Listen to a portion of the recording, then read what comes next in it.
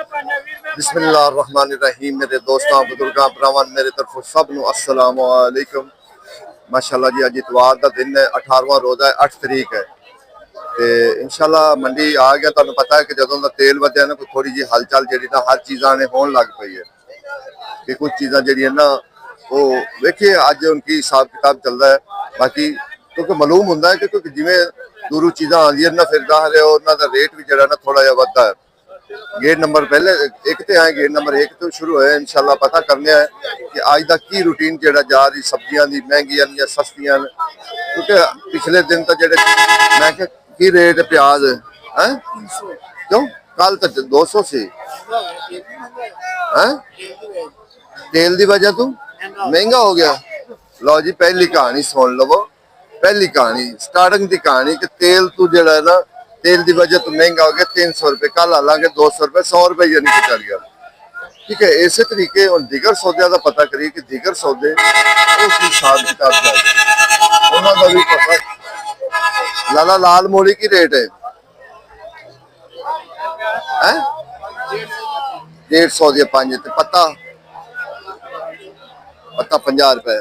बाकी इंशाल्लाह कोशिश अगे करने दूसरे कि 300। बाकी अगे भी पता। लाला की रेट प्याज 250। अच्छा कल ते अज च रेट बड़ा वध गया, की गल हो गई?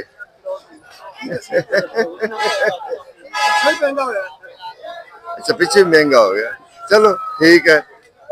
बाकी देखो जी सब इंडिया की रेट है 150 की तड़ी ते घिया 500 की तड़ी। घिया बड़ा प्यारा।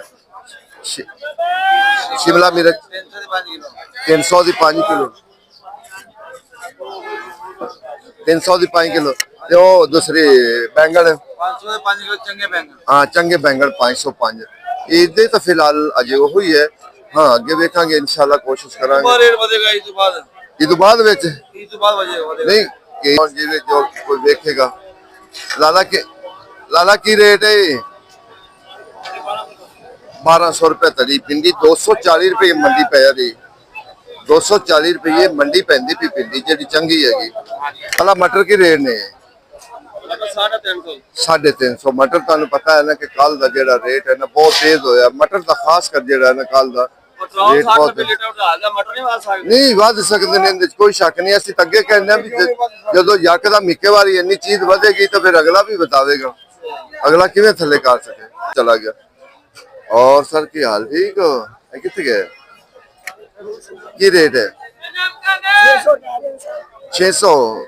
बड़े प्यारे से बैंगन है। ते दूसरा किया 600 500 600। अच्छा मुख्तलिफ रेट है, कोई किसी का एक रेट नहीं है कि एक रेट हो। जो एक जो बोली होंगी ना बोली तो दिल करे ओहो चीज 2000 की विक जाए, दिल करे ओहो 1500 की विक जाए। यानी इन्ना फर्क जेड़ा हो जाता। अस्सलाम वालेकुम। लाला की रेट है गाजर? 150 रुपए तड़ी। कल तो गाजर 200 250 आज 200 150। आज मेरे ख्याल घिया ज्यादा है, घिया शरीफ ज्यादा है 1500। बंद गोभी मुख्तलिफ रेट। लाला की रेट बेच रहे हो? 150 रुपए तड़ी। 150 रुपए की तड़ी बंद गोभी। बाकी इंशाल्लाह आगे कोशिश और भी करने कि साढ़े कोशिश होंगी हर बंदे को पूछा जाए, हर बंदे को रेट पूछा जाए भी। लाला की रेट है दूसरी भिंडी? भिंडी 1000 रुपए। अच्छा कई 1200 बेच रहे, कई 1000 बेच रहे, कई अजे अपना पंजाब नहीं शुरू होया। जो बेचारे पंजाब वाले की वारी आएगी काम ही उल्ट पुलट हो जाएगा। ये हालात है सौदे का कि कल का पता नहीं, कोई कल का नहीं पता कि कल महंगे जी सर। और सर मैं क्या की रेट है सर? 200 वटा पाया।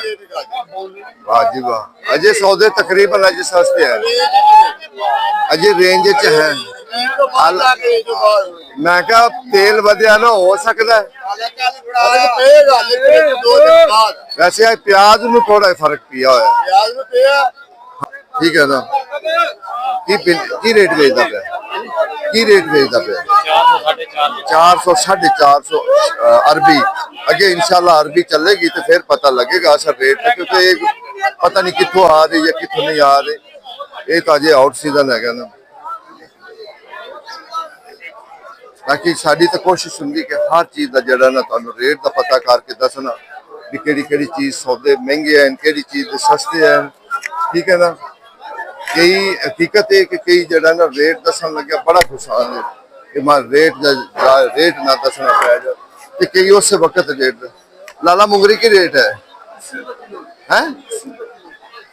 80 रुपए किलो 400 की तड़ी 400 की तड़ी 80 रुपए किलो, क्योंकि हम मुंगरी भी तुहानू पता है कि हम ज्यादा पकन ला पे मुंगरी जिमें जिमें मौसम तब्दील होंदा है। आज सब की बटा है 400 रुपए, इन्होंने भी 400 ही दसा। अगे टमाटर का इंशाल्लाह पूछिए कि टमाटर का की हिसाब कितने चले गए टमाटर वाले की बटा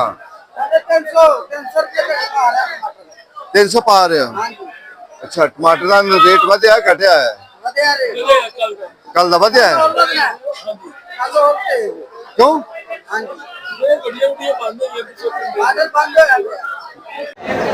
सही चलो देखी जाएगी जो बढ़ेगा फिर हिसाब किताब चलता है, लेकिन ये गल हकीकत है कि बढ़ेगा जरूर। की गल और सुना ठीक हो लालाई खीरा की रेट जे खीरा 200 का 5 किलो, बैंगन ए टींडी वड्डी ए वाले 150 की 5 किलो, 50 की 5 किलो, 150 की 5 किलो, 200 का खीरा। अच्छा इस तरीके होर मुख्तलिफ जेडे सौदे हैं ना इंशाल्लाह कोशिश करीदा है मुख्तलिफ सौदों का एक होर अगर सौदे को नवा सौदा जेड़ा आएगा इंशाल्लाह तो दसांगे। वो महंगे सर बड़े दूरों आ रहे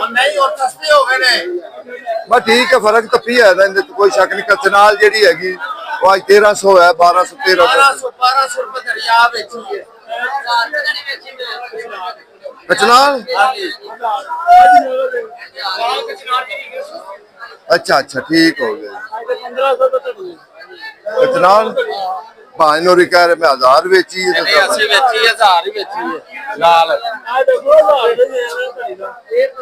माशाल्लाह। ए दूसरे दा पिंडी दा सही है कल 1300 रुपए धरी सी, आज 1000 रुपए धरी है। अच्छी गल है, रोजे हैं रोजे सुकून नाल गुजर जावन ते और की लेने। अल्लाह ताला दा शुक्र अदा करो, नहीं तो जिवें आ तेल दा रोड़ा पिया सी किधरे ते किधरे सौदे लग गए। क्यों जी आई साहब बाकी अल्लाह ताला दा शुक्र अदा करो, अल्लाह ताला ने साडे वास्ते नेमत बढ़िया दिते।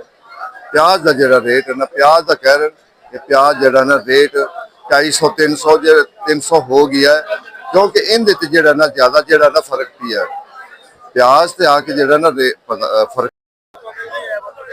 पता नहीं की रेट दा सी लाला की बट्टा पाया इंदा ते ठीक है। देखो जी मेथी जी ना 300 ये तकरीबन सबका रेट ही आता पे, ये नहीं अजे कोई बदे ठीक है ना। अगे हूँ की रेट गाजर है 200 गाजर देखो ना 200, ये गल ठीक है। गाजर 200 रुपए भी है 150 भी है और 250 भी है। गाजर ये 2-3 वैरायटियां इस टाइम जी ना वो चलदियां पे चल 1500 रुपए तरी 1500 रुपए जरा ना तरी ये वाकई सही गल है ना। गरीबा तो बड़ी को पैरे हालात और जिसका दिल करे आके पैरा फोरस वाले नंद बेचारे उठा दे ठीक है ना। अच्छा मैं कहता की रेट सर तड़ी था यानी ठीक है 1200 1300 तड़ी भी यानी कि मुख्तलिफ जे हो जाए माल अंदर। लाला किन्ने दी तड़ी कचनार है 1600 अच्छा 1400 अच्छा कोई 1300 1400 1500 बस इस तरीके मुख्तलिफ जड़ा ना कचनाल का रेट है। कोई एक रेट नहीं है कि एक रेट हो भी एक रेट से चलता पे हो ऐसा।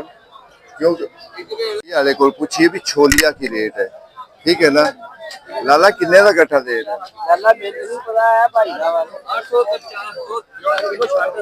छोटे भाई किन्ने का गट्ठा दे रहे तोल के दे रहे हैं 400 रुपए धरी जे।